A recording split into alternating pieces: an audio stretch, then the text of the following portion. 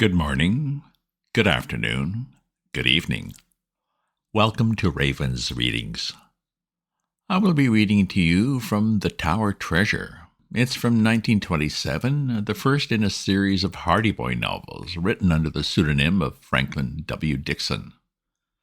The two teenage boys, Frank and Joe, worked together as a detective team, amateur still though, but occasionally assisting their father, Fenton Hardy, a private investigator. These are not as complex as Agatha Christie's novels, but hopefully you'll still enjoy this one. Let me know. I do readings twice a week. If you subscribe to my Substack newsletter, you'll get notified of my updates as soon as they're ready. If you enjoy this reading or have other classics you'd like to hear, leave me a comment. The Tower Treasure. Chapter 1. The Speed Demon. After the help we gave Dad on that forgery case, I guess he'll begin to think we could be detectives when we grow up. Well, why shouldn't we? Isn't he one of the most famous detectives in the country? And aren't we his sons? If the profession was good enough for him to follow, it should be good enough for us. Two bright-eyed boys on motorcycles were speeding along a shore road in the sunshine of a morning in spring. It was Saturday, and they were enjoying a holiday from the Bayport High School. The day was ideal for a motorcycle trip, and the lads were combining business with pleasure by going on an errand to a nearby village for their father. The older of the two boys was a tall, dark youth, about 16 years of age. His name was Frank Hardy.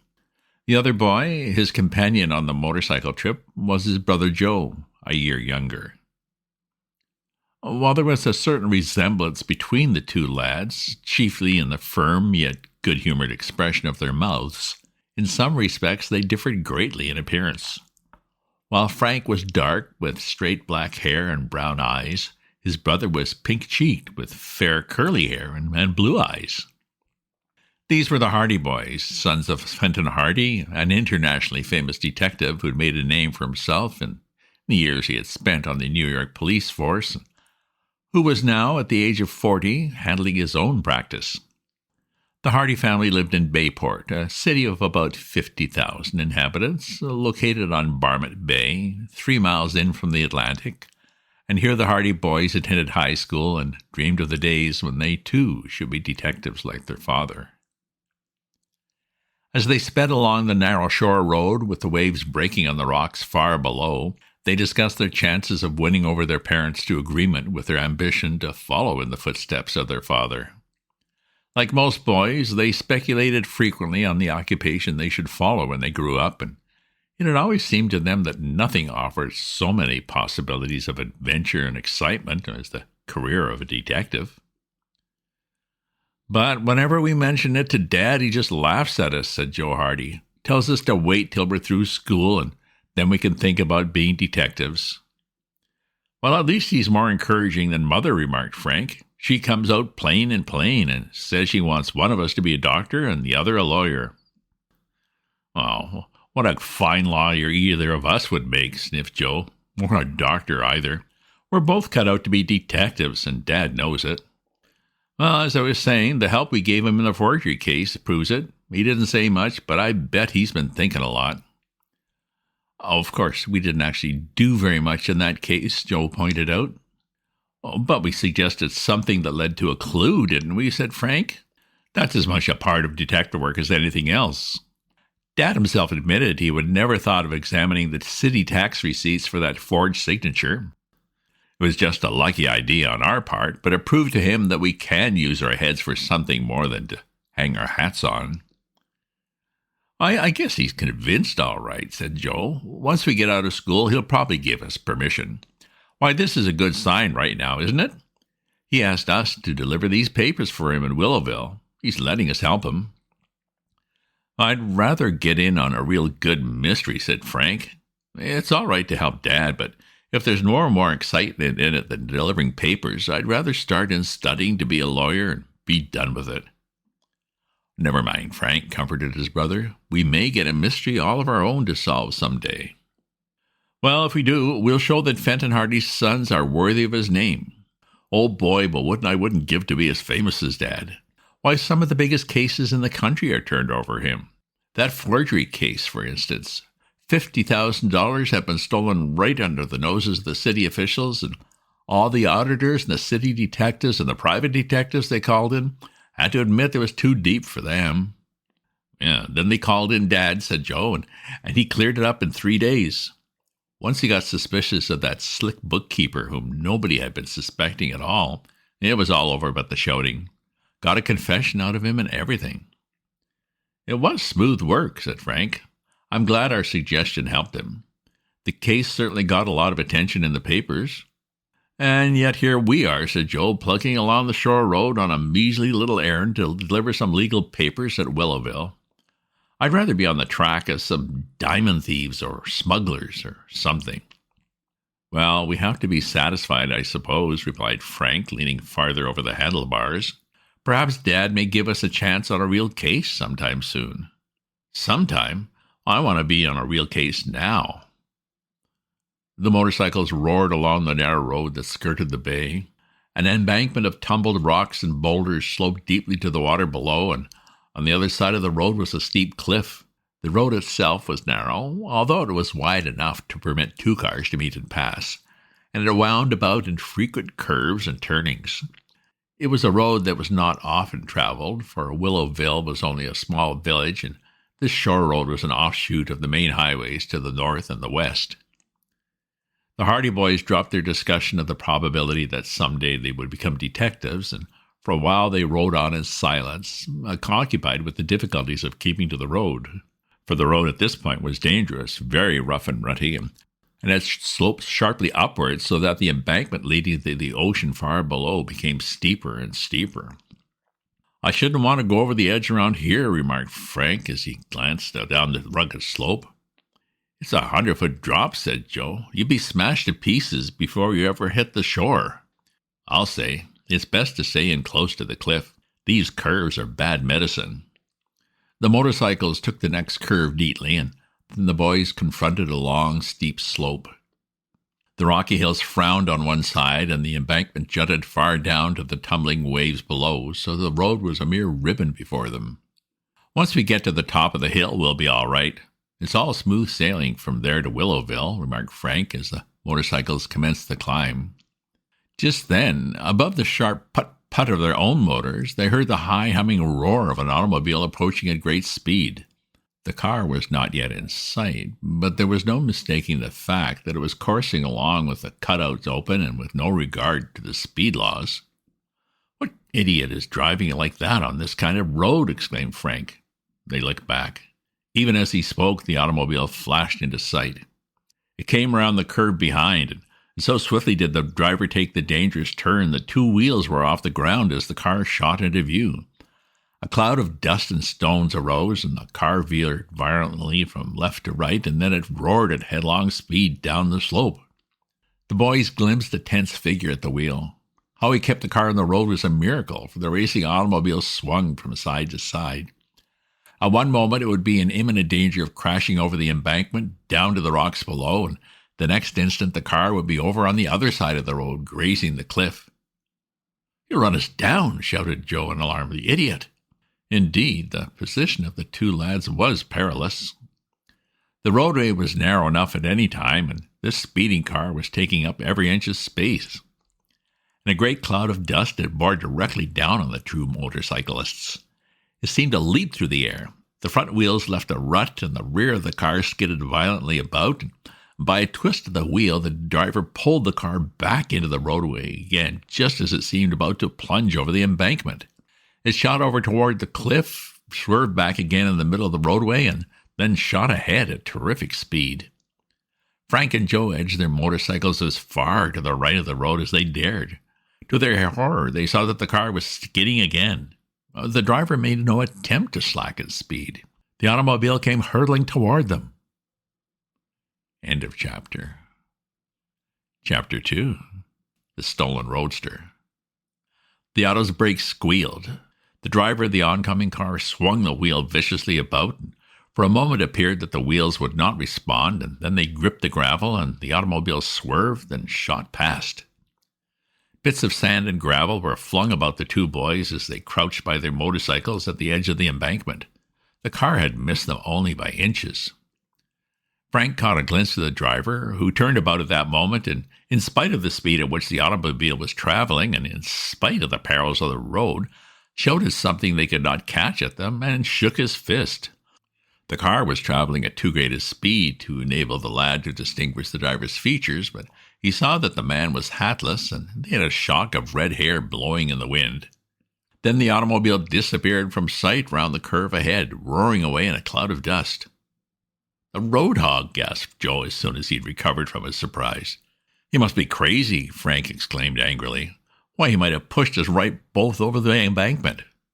"Yes, at the rate he was going, I don't think he cared whether he ran anyone down or not." Both boys were justifiably angry.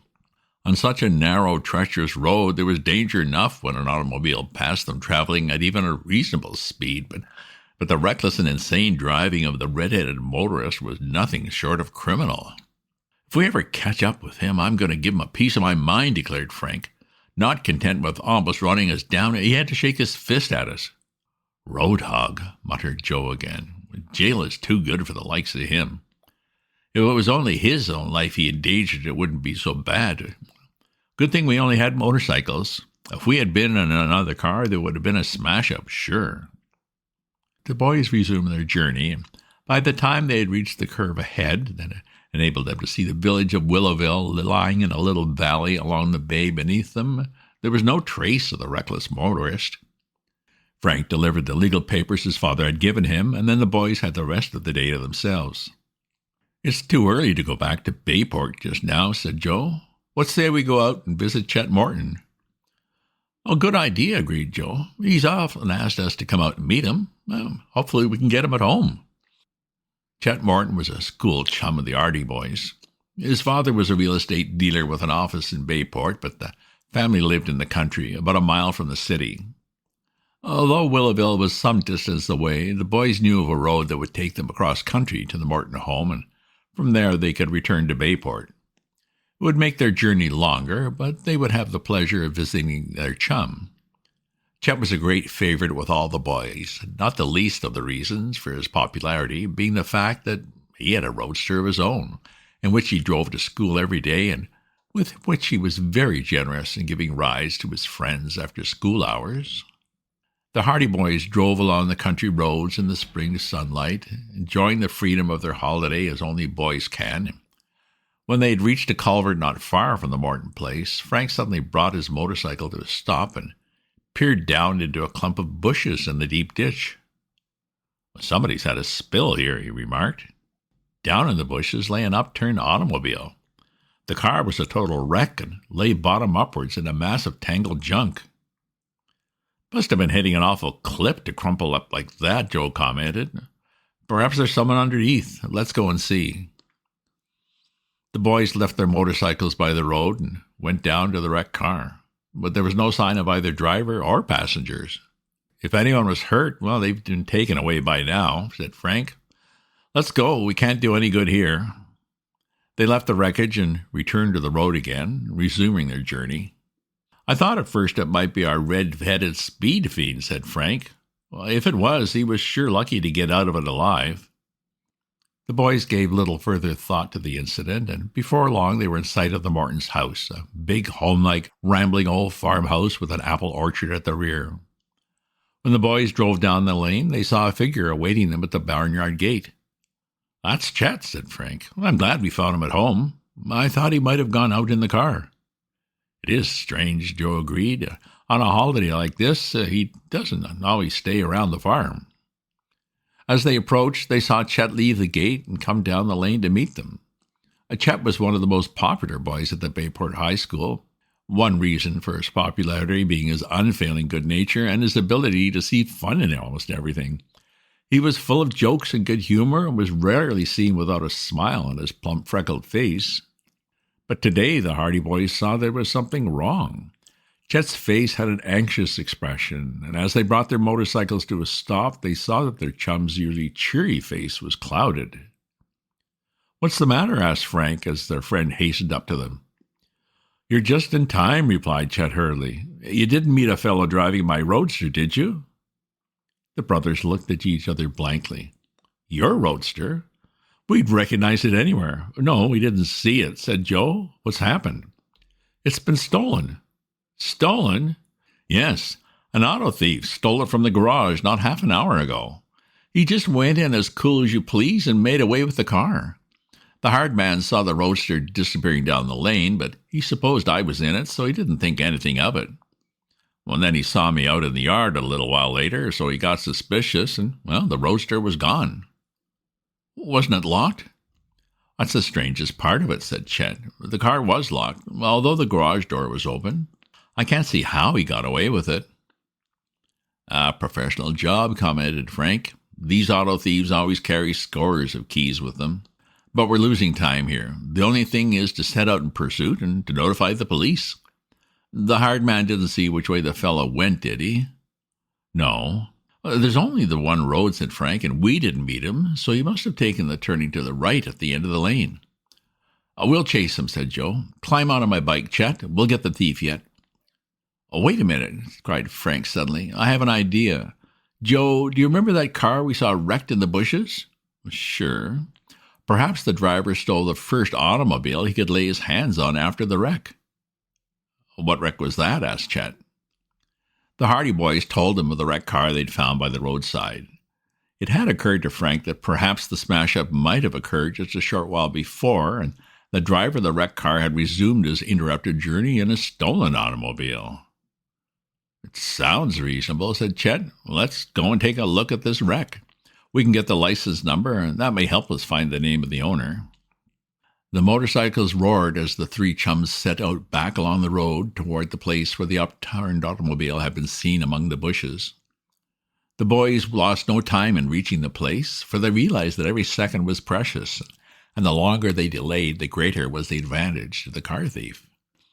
The car had not been disturbed, and apparently no one had been near it since the boys had discovered the wreck.